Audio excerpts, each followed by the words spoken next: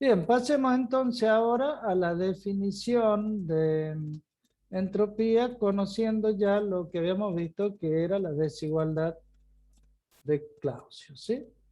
Para ello entonces haríamos en función y en base a la desigualdad de Clausius la siguiente introducción. ¿Se está cambiando la placa, Sí, chicos? profe. ¿Verdad? Sí, Bien, profe.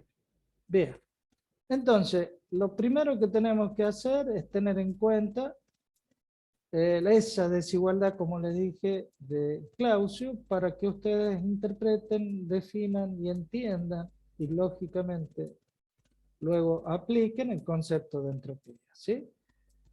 Esa desigualdad de Clausius, que la vamos a necesitar, nos va a dar el pie o la patada o el lugar fundamental de inicio del concepto de esta propiedad de entropía. Ya habíamos visto el primer principio, que era la variación de energía, ¿se acuerdan? Y que habíamos definido, luego de hacer alguna serie de observaciones, la energía interna, ¿no? Y esa variación de energía interna era lo que provenía de esa variación energética del sistema y conceptualmente del primer principio.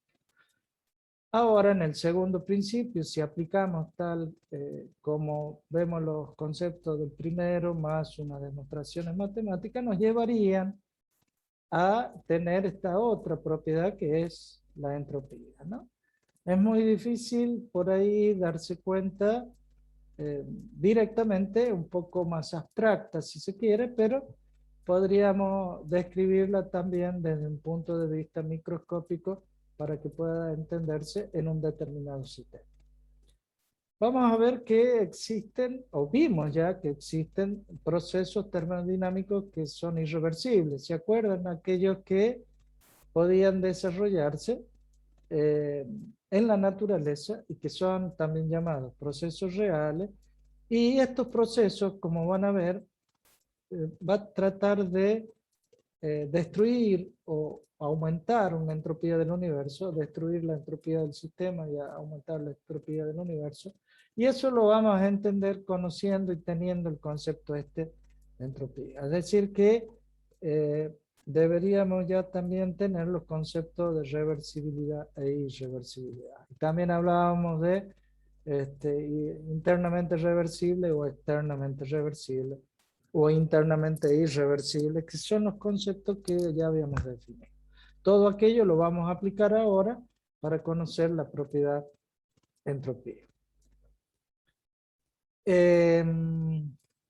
Bueno, vamos a ver que esta segunda ley y la misma desigualdad de Clausius la podemos demostrar desde dos puntos de vista. A medida que avancen las placas les voy a hacer ver. Uno es considerando el razonamiento, la lógica termodinámica. Y el otro punto de vista, el otro enfoque va a ser teniendo en cuenta la matemática desde unos enunciados matemáticos, sobre todo fundamentados en un enunciado de un físico matemático que fue Poincaré, nos determinó una forma de hacer las transformaciones y matemáticamente demostrarlas. Cualquier proceso podía ser equiparable a otros tres procesos.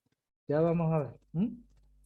Ese es el objetivo, que ustedes entiendan el enfoque termodinámico y luego fundamentado a través de lo que sería el enunciado de este físico matemático Poincaré. Habíamos visto que la desigualdad de Clausius, la integral cíclica, recuerden que el símbolo de integral con el circulito siempre quiere decir integral en un ciclo, ¿sí? Siempre era igual o menor que cero. Ya habíamos dicho que esta desigualdad es válida en todos los ciclos, reversible aún en los irreversibles. Ese símbolo, como le dije, simboliza la sumatoria de todos los procesos, todos los pequeños ciclos que se dan en un determinado proceso cíclico, ¿sí? Cualquier transferencia de calor hacia desde un sistema se compone de pequeñas cantidades diferenciales, que son estas transferencias, ¿verdad?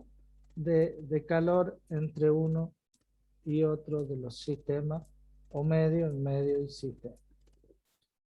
Esa integral cíclica puede verse cada uno como la sumatoria, como ustedes sabían, las integrales definen sumatoria de área, por lo tanto es la sumatoria de esas pequeñas áreas representantes o representadas o que van a dar a conocer el área del ciclo de cada uno de los pequeñitos diferencial de ciclo que vamos a dividir. Es decir, tendríamos un ciclo grande general que luego lo podríamos dividir. Allí se fundamenta la demostración matemática. Mientras que todo lo relativo a la lógica termodinámica es lo que tendríamos el fundamento del concepto de entropía. Bien, supongamos que tenemos, fíjense cómo está la frontera. Vamos a tener un sistema, en este caso, que está en contacto con un dispositivo cíclico que es reversible y que toma calor, de una fuente de una temperatura T sub R. Este dispositivo cíclico reversible entrega una determinada cantidad de calor, que es un calor reversible, y como ya habíamos visto que don Carnot nos decía que para que esto suceda debíamos entregar una determinada cantidad de calor hacia un lugar de menor temperatura, y en este caso ese calor lo recibe un sistema, que puede ser, por ejemplo, como el que está indicado, a través de un cilindro con pistón. Fíjense ustedes que este sistema también va a entregar una determinada cantidad de trabajo, ya que este vapor, este gas que está dentro del cilindro, se expandiría cuando recibe esa determinada cantidad de calor, entonces produciría también una determinada cantidad de calor. Este sistema, tal cual como la frontera, fíjense, lo está marcando, va a entregar una cantidad total de calor que es de trabajo, que es el trabajo combinado del sistema y que por el primer principio va a ser igual al calor recibido menos la variación de energía. ¿Se acuerdan? Esta es la aplicación del primer principio. Por otro lado, también vemos que el trabajo combinado de este ciclo, o mejor dicho, el trabajo que entregan estos dos equipos en combinación, va a ser igual al trabajo que va a ser reversible, porque lo va a determinar o lo va a entregar este dispositivo cíclico reversible. Fíjense ustedes que la bibliografía ha puesto un ciclo de Rankine reversible, ¿no? Una turbina, un condensador, una bomba y una evaporadora, de tal forma que este conjunto de elementos me va a entregar una determinada cantidad de trabajo de tipo reversible. Mientras que el sistema que está conformado por un cilindro y un pistón va a entregar un trabajo que le llama trabajo de sistema. Este sistema no dice que es reversible. El único que sería reversible es el dispositivo. Ya habíamos visto también que la variación de los calores, el cociente de variación de los calores, de acuerdo a lo que nos había demostrado don Carnot, podíamos expresarlo también en función de la variación de sus temperaturas. Eso no lo coloqué para no hacerlo más tedioso, pero despejando de allí puedo colocar los dos cocientes en función del calor que recibe en función de su temperatura. El calor que entrega dividido en la temperatura que entrega. Quedando esta igualdad. ¿Se va entendiendo? Pregunten si no me entienden. ¿Sigo? Profe, Bueno, sí, ahí el trabajo del dispositivo, sí. hacer, ¿por qué es inexacto?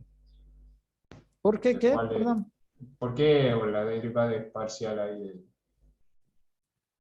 de la salida, La, digamos, del reversible? claro, Sería, bueno, eso vimos también que para procesos en los que dependen de la trayectoria, las derivadas, eso lo vimos en el primer principio, ¿se acuerdan? La derivada era parcial porque va a depender del camino recorrido, ¿sí? Mientras va desarrollándose los procesos para obtener el ciclo, va a ir describiendo una cierta trayectoria, un cierto camino que a la larga va a describir un área, ¿verdad? Cómo desarrolla el área es importante para la transferencia del trabajo y del calor. Estos dos tipos de transferencia, tanto de trabajo y de calor, fíjense que se da en la frontera. Y cómo se da en la frontera, entonces tiene, dependiendo de los procesos, derivadas parciales. Aquellos que dependen del estado, por ejemplo, habíamos dicho que la energía interna era una variable de estado, porque dependía de la temperatura, ya habíamos visto que la energía interna era mal llamada energía desde ese punto de vista porque era considerada una variable de estado. Quiere decir que va a depender de su estado final y de su estado inicial. Por lo tanto, no tiene que ver nada la trayectoria, cómo se desarrolla el ciclo, sino cómo quedó al inicio o cómo quedó al final con respecto al inicio, que es la definición de la variación, ¿no? Es final menos inicial. Esas son variables de estado y las variables de estado tienen diferenciales, o mejor dicho, integrales exactos, los cuales se pueden sacar directamente conociendo el valor final menos el inicial. Mientras que lo que depende de la trayectoria, las integrales no son exactas, sino que va a depender de cómo se haga la sumatoria. Puedes hacer la sumatoria en exceso, es decir, por arriba de la curva, o puedes hacer en defecto por debajo de la curva, y siempre va a haber una cantidad X que matemáticamente nunca va a ser igual. Por eso es que depende del proceso y la integral que va a determinar que es inexacta. ¿Sí? ¿Se entiende? Te di la explicación termodinámica y te di la explicación matemática. ¿Está bien? Cuando las integrales son exactas es 2 menos 1, punto. Que es una variable de estado. Cuando las variables dependen del proceso, como el calor, el trabajo o la energía, pues como energía, no confundir energía con entalpía ni con energía interna, sino la energía en sí, esa variación energética, depende del proceso. Al depender del proceso, va a haber o va a existir una determinada forma de cálculo del área que va a ser inexacto. Siempre vas a tener en las integrales inexactas que sumarle una constante. ¿Se acuerdan en matemáticas? Y bueno, de allí proviene la, el símbolo de la no es tan exacto. Siempre le va a faltar una constante por para que más, se... por más que el proceso sea reversible, en cada proceso siempre Sí, va a haber por una más, por más. variación. No, Ah, no, ok. por más porque va a depender de cómo se realiza el ciclo, ¿sí? De la trayectoria. Eso es lo que te quiere decir, ¿sí?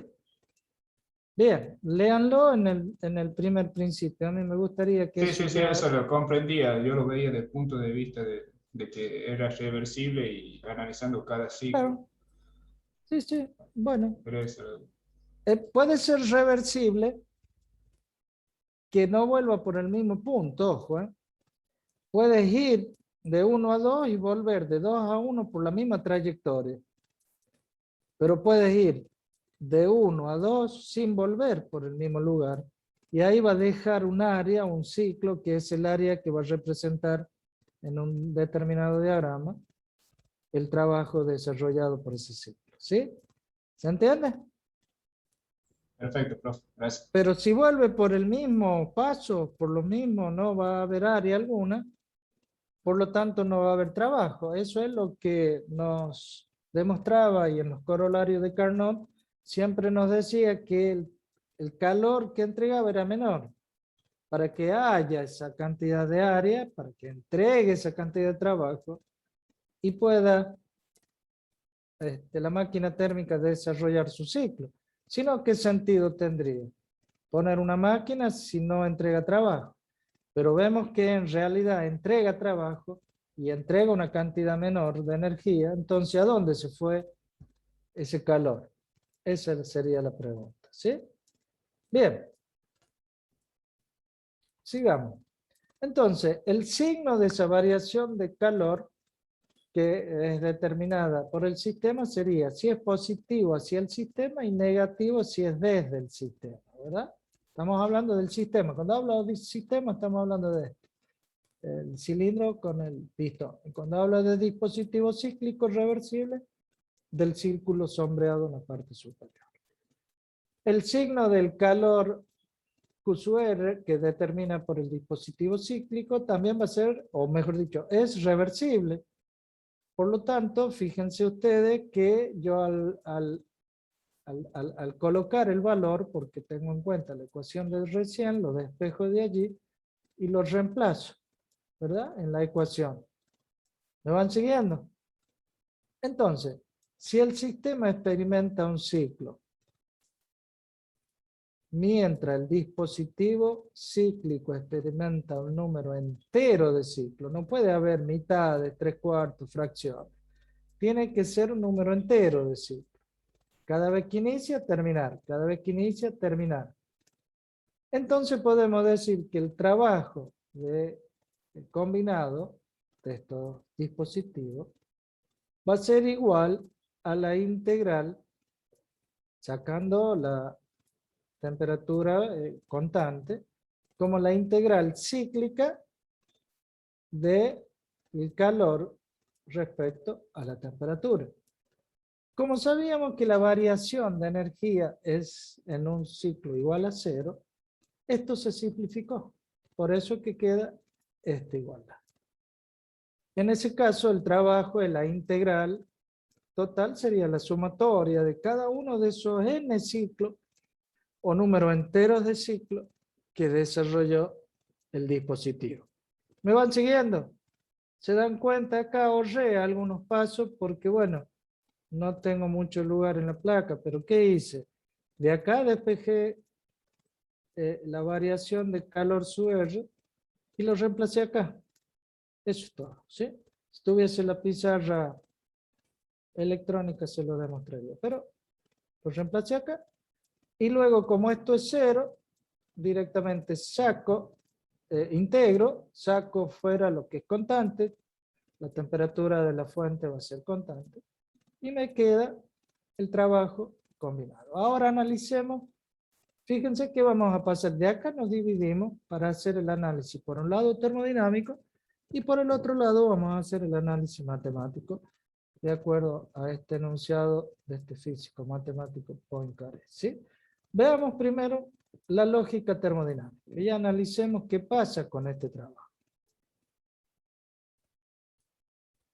Entonces, el sistema combinado intercambia calor con un solo depósito. Llamamos combinado todo lo que está fronteras punteadas hacia adentro y entrega una determinada cantidad de trabajo.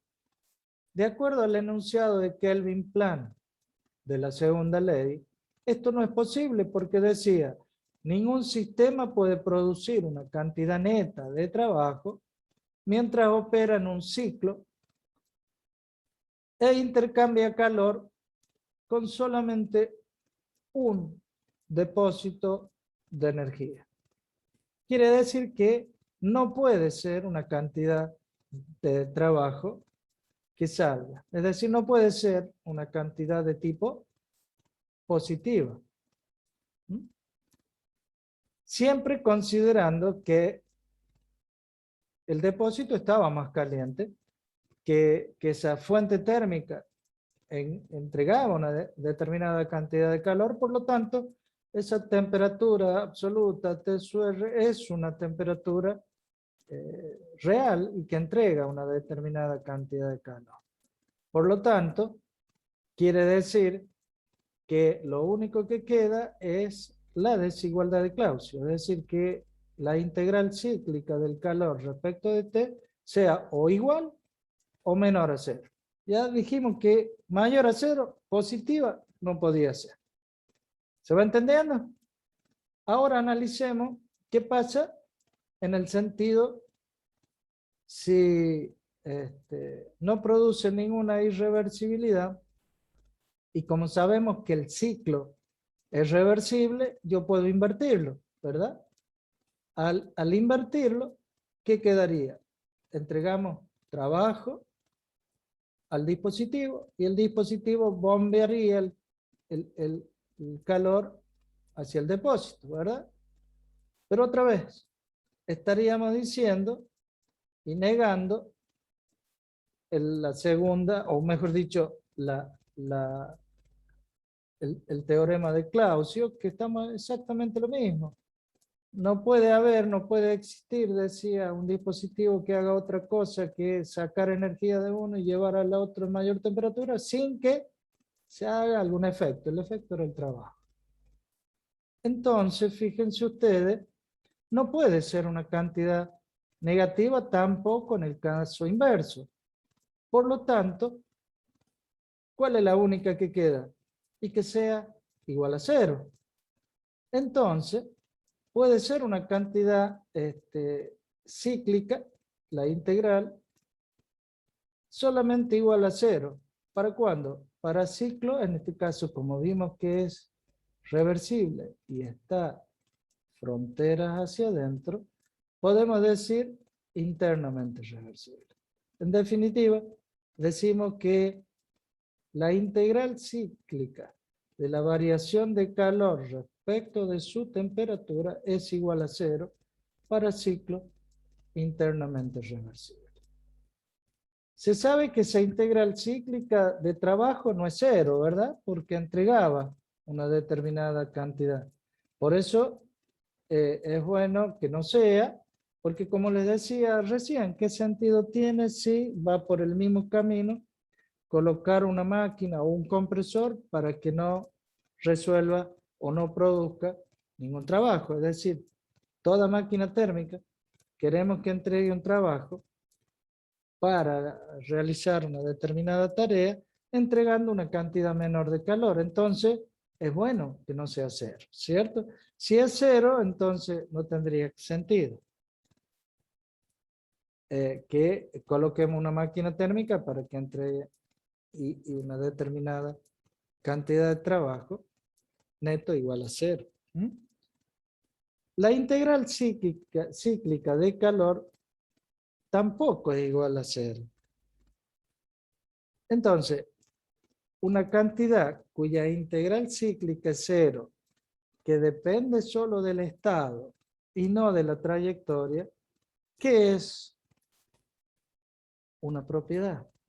Y ahí se había dado cuenta don Clausius que él había determinado, había descubierto, había definido una nueva propiedad para procesos internamente reversibles que se definía como la variación de calor con respecto a su temperatura.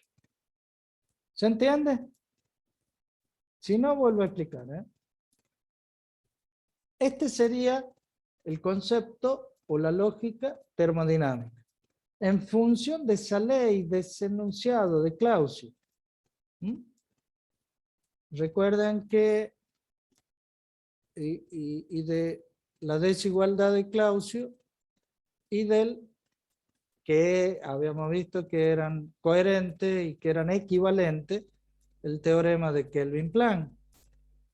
Entre los dos pudo determinarse que ningún sistema, dice, puede producir una cantidad neta de trabajo mientras opera en un ciclo y que intercambia calor con un solo depósito. Perfecto, eso lo decía don Kelvin Planck. Y luego decía la desigualdad de Clausius que estos procesos cíclicos tenían que ser internamente reversibles, y si eran internamente reversibles, era igual a 0. Por lo tanto, y habíamos demostrado que ese sistema o ese dispositivo no podía ser un trabajo positivo desde el punto de vista de que entregaba en realidad trabajo y que tomaba una cantidad de temperatura que también era real.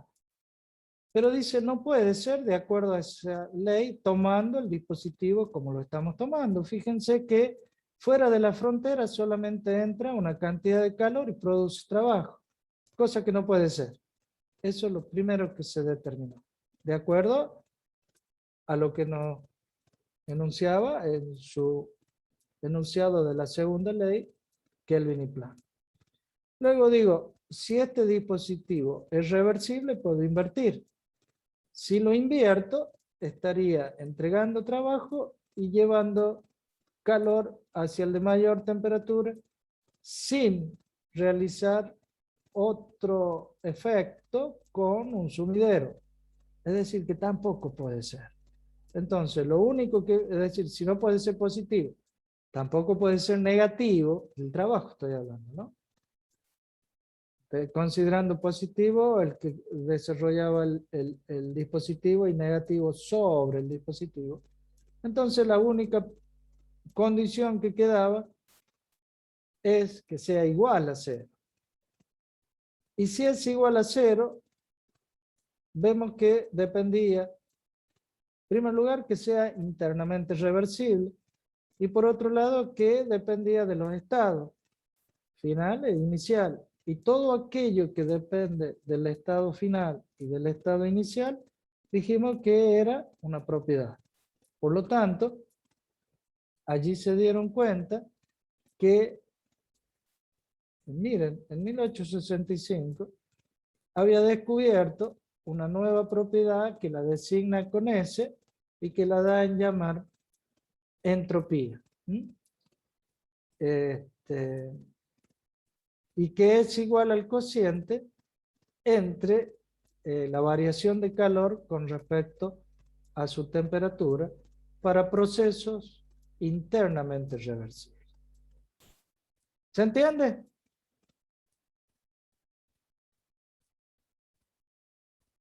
El cambio de entropía, que fíjense ustedes, es igual a la variación de final menos inicial, es una propiedad extensiva. La entropía en sí es una propiedad extensiva de un sistema y a veces llamada entropía total, mientras que la entropía por unidad de masa, S pequeña o S minúscula, es una propiedad intensiva y tiene la unidad expresada por cada kilo. Igual como veíamos en entalpía o como veíamos en cualquier otra propiedad que expresada o energía interna, ¿se acuerdan? Kilojoule por kilogramo. Depende si es extensiva cuando no la dividimos, no tiene en cuenta la extensión del sistema, y cuando lo dividimos en su unidad, que puede ser el kilo, es intensivo, ¿sí? En cambio, el cambio de entropía de un sistema durante un proceso puede determinarse directamente integrando la ecuación, ¿sí? Es decir, sumando esas pequeñas áreas, y que por ahí va a depender de la relación o del estado inicial que nosotros consideremos. Y como estamos tomando nosotros arbitrariamente, se puede tomar el primero como si fuese igual a 0. Entonces, el segundo valor es la entropía verdadera. Pero en realidad lo que se está midiendo es la variación de entropía, ¿sí? Y muchas veces para realizar esta tarea, esta integración, es medio tedioso. Por eso que llega tabulado, tomando como referencia la primera en un determinado estado, el primero, es decir, S1 como 0, y el valor de la segunda es la que vale. Por eso, volviendo a lo que vimos recién, si esto es 0, se toma directamente S2, que es la entropía considerada en un sistema, y que en la mayoría de las ocasiones se va a la tabla y se debe confiar en los datos que tenemos. Ese cambio de entropía, que es una propiedad, al igual que todas las otras propiedades, tiene valores fijos en cada uno de los estados, ¿cierto? El estado 2 menos el estado 1 es el cambio de entropía, como si fuese también el volumen, ¿se acuerdan? El volumen, cuando se expansionaba el volumen 2 menos el 1, era la variación de volumen. Y bueno, como es una variable de estado, también es lo mismo, exactamente lo mismo, para procesos reversibles, ¿sí? ¿Se entiende? Es importante observar y considerar que ese valor, ese cambio de entropía, esa integral a lo largo de una trayectoria irreversible, no es una propiedad. Es solamente propiedad para los procesos internamente reversibles, ¿sí?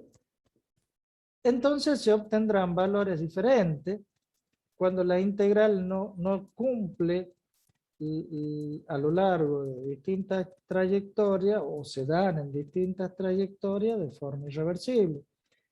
En esos casos siempre va a haber un deterioro de esa entropía y no converge exactamente a los valores especificados que tuvieron en su inicio. Entonces, en estos casos no es considerable propiedad para procesos irreversibles, ¿sí? Siempre es conveniente tener como referencia, como modelo, y que se puede llegar a aplicar para comparar, como para modelizar, y generalmente se lo utiliza, ¿sí? Pero el concepto es este, que para procesos internamente irreversibles no es una propiedad. Punto. Hasta ahí quedó, o llegamos, con la explicación, definición termodinámica. Ahora vamos a verlo desde un punto de vista matemático.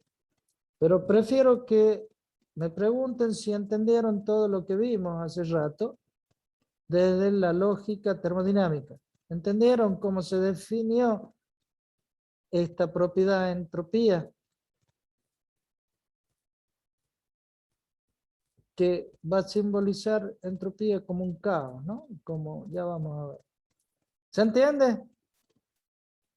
Ustedes tienen que manejar bien la desigualdad de Clausius y el enunciado, los dos enunciados. Los enunciados de Clausius y los enunciados de Kelvin-Planck.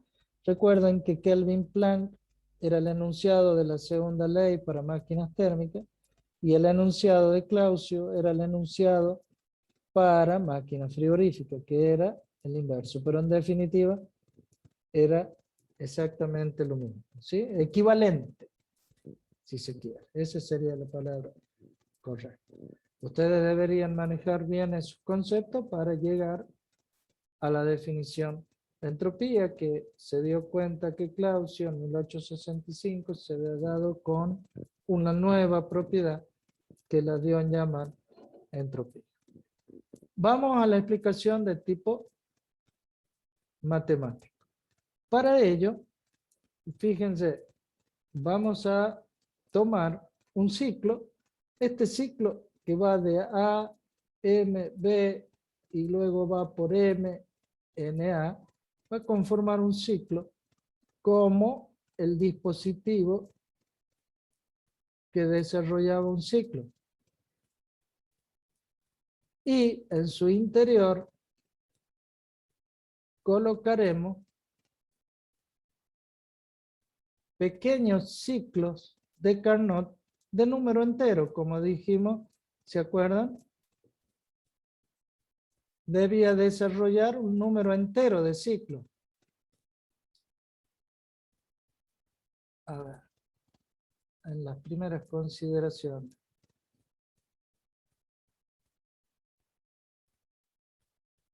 Acá está. Dice, el sistema debía experimentar juntamente con el dispositivo un número entero de ciclos. ¿Qué quería decir?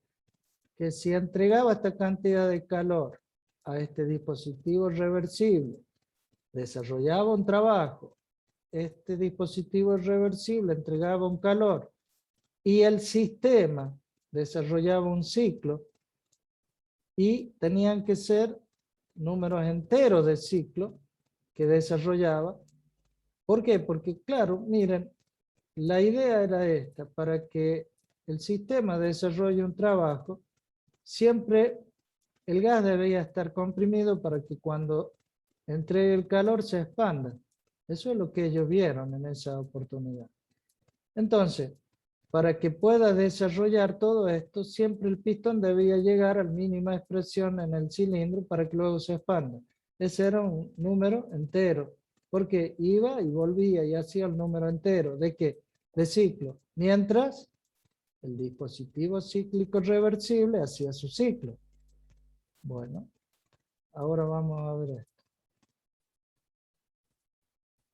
El dispositivo va a hacer el ciclo y el sistema tendrá que hacer un número entero, de tal forma que abarque toda el área. Bien, eso es desde el punto de vista termodinámico. Y resulta que este físico matemático estudió las dos cosas. Matemática, por un lado, tiene 6 enunciados y postulados, Poincaré, ¿no? Relativo a la matemática para la termodinámica, y vamos a extraer uno que es el más importante y que no lo vamos a demostrar, porque todo postulado matemático, ustedes saben, tiene una pregunta, una hipótesis, una demostración final. Si se quiere o quieren, lo podemos hacer en una clase extra, en una extra clase, y demostramos los postulados de Poincaré, pero es mucho más tedioso, más largo, pero nos vale uno, tómenlo como tal, y dice: una transformación reversible cualquiera es equivalente, no dice que es igual, sino que es equivalente, y por lo tanto puede ser reemplazado por una isoterma y 2 adiabática, siempre que se elija la isoterma en forma conveniente. Claro, para que las áreas sean iguales. Eso me quiere decir. Vamos al ciclo.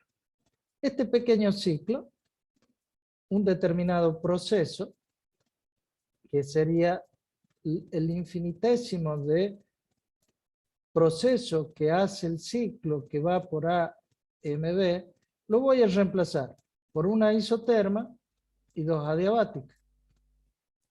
Luego vuelve el ciclo por BNA, y este otro pedacito de ciclo que es otro proceso, lo voy a reemplazar otra vez por una isoterma y 2 adiabáticas.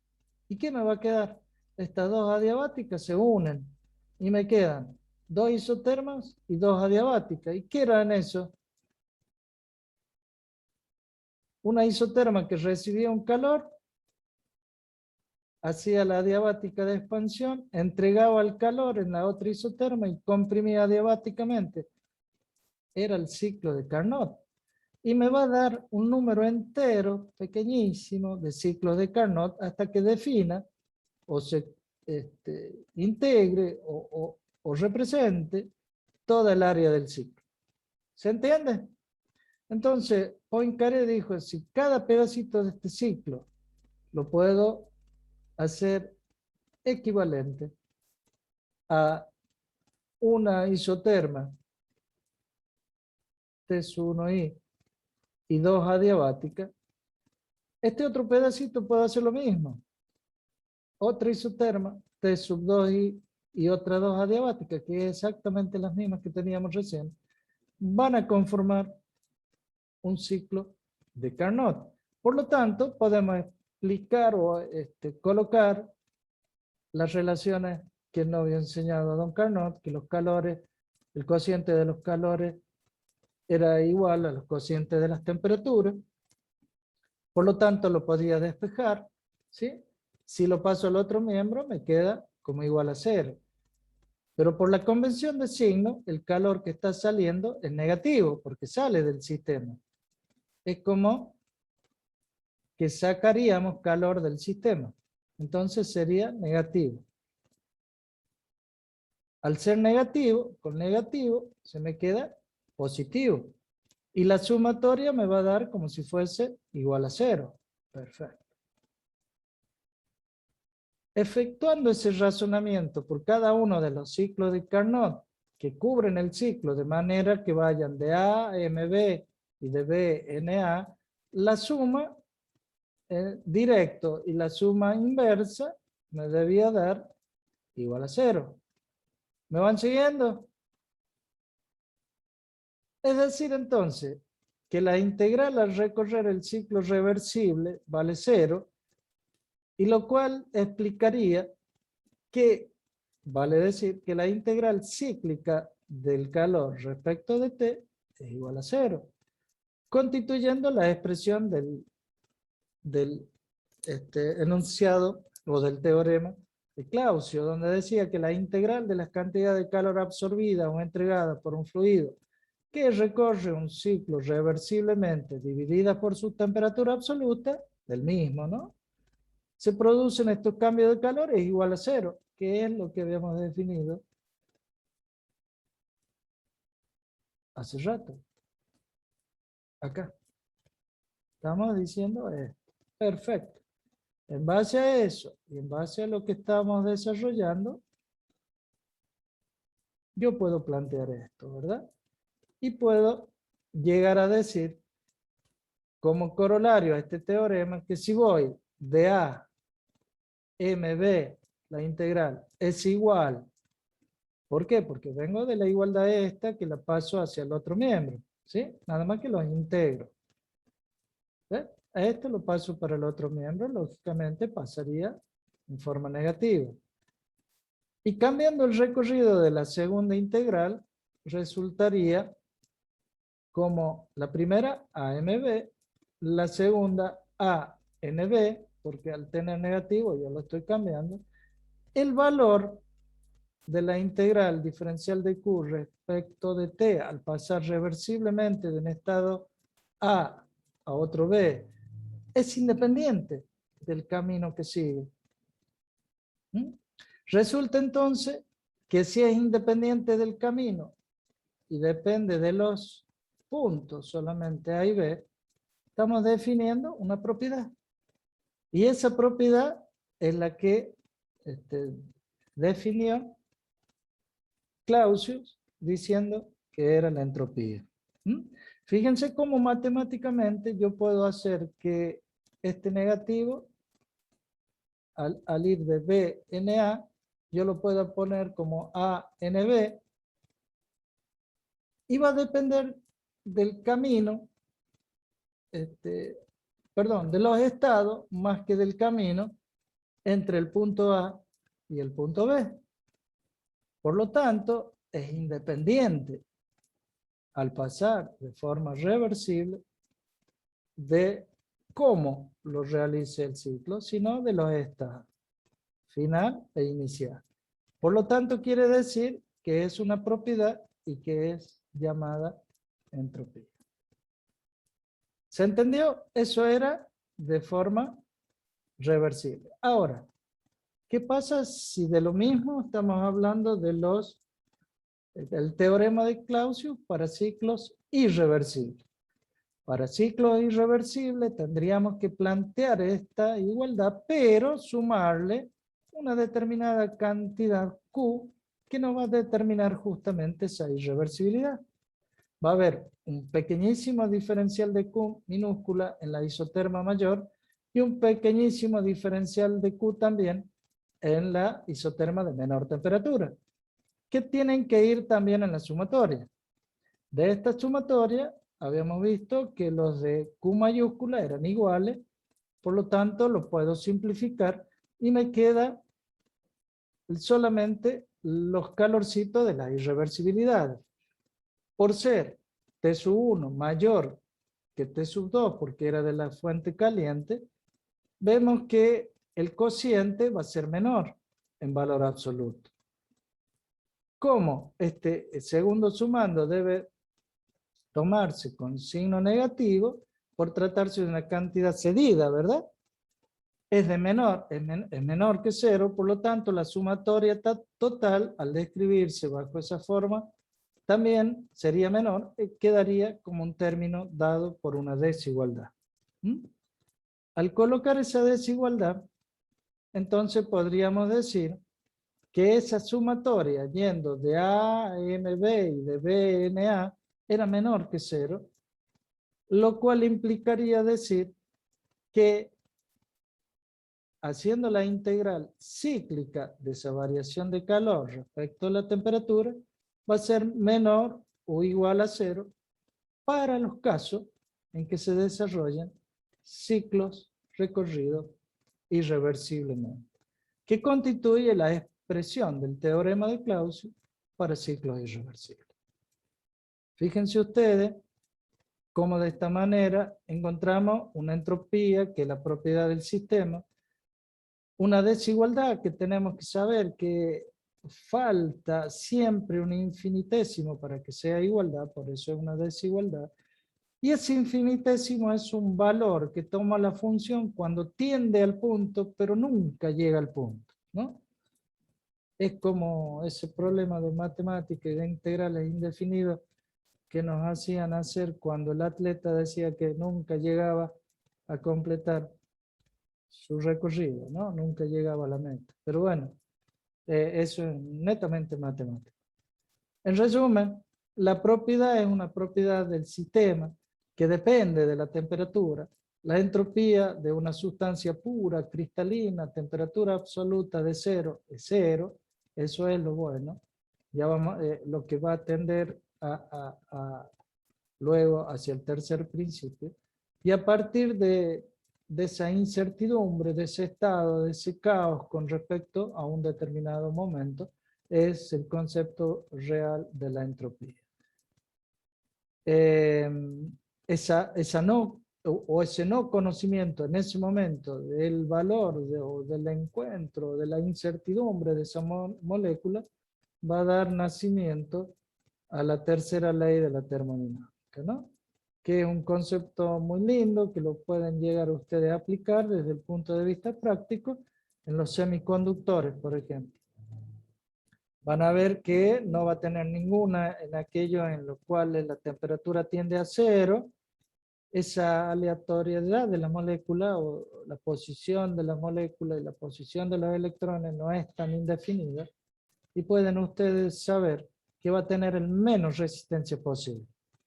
Es decir, que van a obtener esos sistemas de semiconductores perfectamente conductores sin resistencia. Miren qué importante. Bien. Conclusión. La entropía es una propiedad que determina el tipo de proceso. Cuanto más cantidad de entropía, más irreversible va a ser. Cuanto más caos tenga la molécula en su ubicación, más irreversible será, mayor entropía tendrá. La entropía mide la parte de la energía que no se utiliza para realizar trabajo. Se expresa como el cociente entre el calor en función o dividido en su temperatura absoluta. Es una propiedad que relaciona o se relaciona con el desorden o el caos, del posicionamiento de la incertidumbre, de esa energía, de esa molécula. Una masa de una sustancia con moléculas regularmente ordenadas, formando un cristal, tiende a menor entropía que la misma sustancia que forma un gas, por ejemplo, con moléculas libres y en pleno desorden. Es decir, aquel molécula en un gas tiene mayor entropía, mayor desorden, mayor caos, mayor incertidumbre, donde se pueda ubicar en ese momento esa molécula. ¿Dudas? ¿Inquietudes? ¿Me entendieron? Sí, profe. O sea, con la última parte del ordenamiento cristalográfico, Ujú. en el caso de, por ejemplo, un bloque de hielo, tendría muchísima menos entropía de la que tiene el vapor. Sí, señor. Perfecto. Perfecto. Sí. Y siempre hablando de sustancias puras, ¿no? Si tú logras obtener agua pura, Recuerda que siempre el agua tiene sales, tiene gases disueltos, pero si la sustancia es pura, siempre su reticulado atómico en forma de sólido va a ser único. Siempre que tengas una sustancia pura, vas a ver que la entropía tiende a cero, ¿sí? Y ese concepto de entropía, en lo cual se llama la probabilidad termodinámica, que la relacionó Boltzmann, fíjense ustedes, ya Boltzmann la tiró medio intuitivamente, y que decía que era igual al logaritmo de esa probabilidad termodinámica P multiplicada por su constante. Eso también se definió o define la entropía. S va a ser igual acá por el logaritmo de la probabilidad termodinámica. Pero si lo ven con ese punto de vista de probabilidad termodinámica, ustedes me van a decir, ¿qué es probabilidad termodinámica? Todo lo que vimos.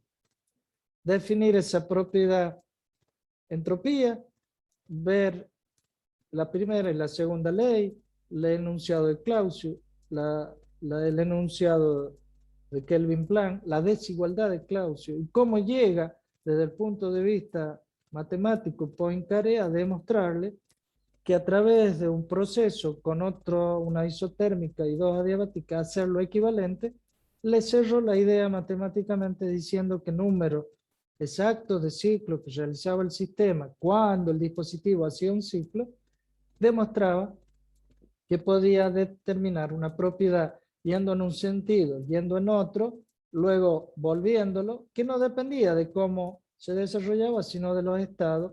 Entonces decía, bueno, si estoy en presencia de una variación de calor respecto a la temperatura, que depende de los estados final y inicial, entonces es una propiedad. ¿Por qué? Porque no depende de cómo se realice la trayectoria del ciclo, sino desde el punto de vista de los estados. Quiere decir que es una variable de estado. ¿Cuál? La entropía. Fíjense que si yo le definía la entropía como el producto de la constante de Boltzmann por la probabilidad de la termodinámica P, ¿lo iban a entender? ¿Qué quiere decir la probabilidad termodinámica P? La probabilidad que se encuentre una molécula en ese momento en el mismo lugar. ¿Qué probabilidades hay? Bueno, hay que hacer el estudio de las probabilidades, siendo el cociente de lo que tú quieres encontrar en función de la cantidad de veces que puede llegar a existir. Imagínense la posición que pueden llegar a tener las moléculas en un determinado volumen. Eso va a depender de la energía que tiene. Si yo a la energía de la molécula cada vez le saco más, va a empezar a vibrar menos, más calor le saco, más calor tiende a cero. ¿Quién? La temperatura absoluta. ¿Cuánto va a tender la entropía? Cero. Esa es la tercera ley. Y cuando tiende a cero, a temperatura cero, tiene el menos de resistencia. Ese material puro, entonces puede pasar mucho más rápidamente o no, o ponerle las placas que ustedes hacen en electrónica, y todo el concepto aplicado, la tercera ley, le va a ser muy útil para entender los transistores, los diodos, todo lo que les gusta a ustedes desde ese punto de vista. ¿Me entendieron?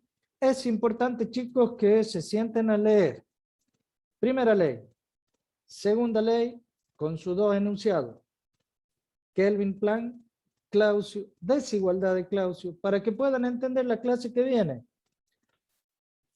Sería principio de incremento de entropía. Ahora vamos a ver ya, bajando a la realidad, los valores de entropía. Principio de incremento de entropía, entropía en las sustancias puras, cambio de entropía en sustancias líquida y sólida y en gases. Para que puedan entender todo eso, tienen que leer. Les pido que lean un poquito, así avanzamos más rápidamente. Fíjense que este tema lo sé dar un poco más rápido para perder menos tiempo, pero después me di cuenta que prefiero perder tiempo ahora que luego volver a explicar todo. Entonces, para la clase que viene, yo necesito que entiendan esto, el concepto de entropía. Si no lo entienden, prefiero explicarles nuevamente antes de avanzar hacia el principio de entropía. Así que por lo menos una lectura les pido que hagan, ¿sí? Profe, Sí. se me- en el caso eso de la probabilidad de que se halla ahí la molécula, ¿cómo interveniría ahí la energía en ese caso? Y bueno, la Porque, energía, recuerda, ya vamos a ver lo que se da en llamar el flujo entrópico, que es la variación de calor respecto a la temperatura, que a medida que vaya perdiendo entropía el sistema, va perdiendo calor, y cada uno va a ir dividiéndose en la temperatura en que va tomándose. Cada vez que pierde energía se divide, pierde entropía, y cada vez que pierde entropía, esa probabilidad de encuentro de esa molécula en un momento, en un lugar, va a ser mayor. El logaritmo de esa probabilidad multiplicada por la constante de Boltzmann es la entropía para ese sistema puro. No sé si te... Mira qué difícil entenderlo de ese punto de vista, ¿no? claro, ahí me mareo ahí en ese caso con la molécula. Claro, Ahí ya vos tienes entra, una molécula de un gas que está caliente. La molécula va a ir aleatoriamente por distintos caminos chocando con las paredes, con las moléculas entre sí, como en la teoría cinética de los gases que vimos en la ecuación de los gases ideales, ¿se acuerdan? Que eran 10 puntos sobre la teoría cinética, que los choques eran perfectamente elásticos, que el choque con la pared de las moléculas me daba la presión del gas, que eran las direcciones perfectamente rectas. Bueno, todo eso enunciado de esta teoría cinética de los gases se debe a una cantidad de energía que tiene el gas. Si tú le quitas la energía a ese gas, ¿qué va a pasar? El gas va a tender a cada vez tener menos energía, las profe, moléculas, si es posible, aglutinarse. En el caso del agua, se van aglutinando, forma el líquido. Si le sigue sacando energía al líquido, ¿qué va a pasar? Se va a transformar en sólido. El sólido es un cristal, ¿sí? Y el cristal claro, es sí, más sí. fácil saber en qué posición lo vas a encontrar. Si es siempre sustancia pura, ¿no? Y la otra pregunta la duda que porque al hablar de la misma sustancia, las moléculas deberían comportarse de igual manera, creo, Exactamente. Por creo, eso ¿no? te digo que sea sustancia Y, pura. Una sustancia pura exacto. siempre es la misma molécula. Y cómo o sea, cuál es la intención o sea, de buscar la posición, o sea, a ver, de una determinada molécula, si todas las moléculas se comportan de la misma manera. No sé No, si me entienden. no interpreto. No interpreto la pregunta. ¿Cómo? O sea, cuando con la probabilidad estamos tratando de buscar una determinada posición de una molécula, Sí, ¿verdad? sí, Entonces, como habla de una sustancia pura, todas las moléculas se comportan de la misma manera, sí. más allá de los cambios de energía. O sea, ¿cuál es la idea o sea, cómo saber si es la molécula que estamos buscando es esa? ¿Cómo Si saber que es to- una sustancia pura? Esa no, o sería sea, la... o sea, la probabilidad me va a buscar de que se encuentre ahí esa molécula. Ujú. Sí, Ahora, ¿cómo saber si es la que estamos buscando? Si todas las moléculas se comportan al ser una no, desde sustancia luego. pura. Ahora te entiendo. Cuando tienes una sustancia pura en estado reticular, vas a tener ya un estado sólido puro, que va a responder a determinadas propiedades y características, su conductividad térmica, su peso específico, su densidad, su transmisión de corriente, conductividad. ¿Entiendes? Todo eso te van a dar la pauta de que estás en presencia de una sustancia pura. Y eso lo vas a lograr cuando llegues al cero absoluto y tengas el reticulado puro de ese cristal. Se está llegando muy cerca ahora, aún no llegando, pero ya podemos tener sustancias casi puras en los que pueden hacerse determinados elementos de electrónica que están en uso en la actualidad, ¿no? Es más fácil para de esa manera saber cuánto puede un colector emitir, cuánto puede un determinado material recibir energía, cuánto puede eliminar. De eso se trata la electrónica, recuerden. Cuando inciden sobre las placas de dos sustancias diferentes, estrictamente bien reticulados y con una aleatoriedad o una probabilidad de ubicación de las moléculas conocidas, yo te puedo decir cuánto puede transmitir de corriente o cuánto puede tener de entropía. En este caso tiende a cero, ¿no? Pero cuánto puede llegar a valer en el momento en que tú haces el caos o tú produces el caos. Chicos, son y media, me va a matar el ingeniero que debe andar dando vueltas. Léanlo, por favor, léanlo justamente con esa duda, anótenla y lo charlamos, lo debatimos, porque son muy lindos estos debates y por ahí yo tampoco tengo todas las respuestas, ¿eh? Me gustaría, y ahí nace muchas veces la necesidad, justamente tenemos un proyecto de investigación a raíz de eso, de preguntas, de dudar, de cuestionarnos, hasta tal punto de llegar a volver a investigar. Nunca se tiene la última palabra, no vayan a creer que yo la tengo, pero hay determinados indicios que así puede ser. ¿Mm? Léanlo, estudienlo y lo discutimos la clase que viene. ¿Les parece? Porque ya me pasé, miren, son y media. No sé si está Caranes, ¿no?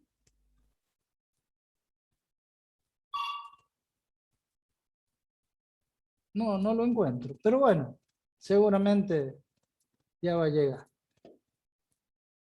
Anoten su duda. Lo veamos, lo discutamos y lo charlamos la clase que viene. ¿Les parece? No sé Bien, si profe. te contesté. ¿Quién era el que estaba preguntando? Yo, profe, tenía esa duda. ¿Quién es yo? No sé quién es. Farfán. Palacio, Farfán Palacio. Palacio Farfán. Bueno, léelo. Si te sigue la duda, lo charlamos. Ujú. No sé si me entendiste lo que te quise Sí, decir. sí, leí a general, En sí. definitiva, lo que me estabas preguntando es ¿por qué quieren que tenga entropía cero? Para que tenga menos resistencia. ¿Entiendes? Para que sepas bien a dónde está, cómo actuar para determinado sólido. Para saber cómo usar esos sólidos. En el caso del silicio, por ejemplo. Que de ahí nacen los semiconductores. Uno de los ejemplos, hay millones. Hay millones de uso de sustancias de entropía cero. Otro es los cristal líquido de los televisores. Miren, si no me va a ser útil saber en qué posición va a estar este gel gaseoso que lo único que hice es bajarle la temperatura para que forme ese gel y saber dónde van a ir los puntos de la pantalla.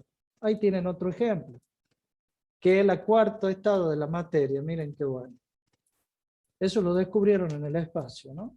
Al tratar de bajar la temperatura lo máximo posible, ese gas puro, un gas puro, como saben ustedes que el gas no llega a ser sólido, se transforma en un gel.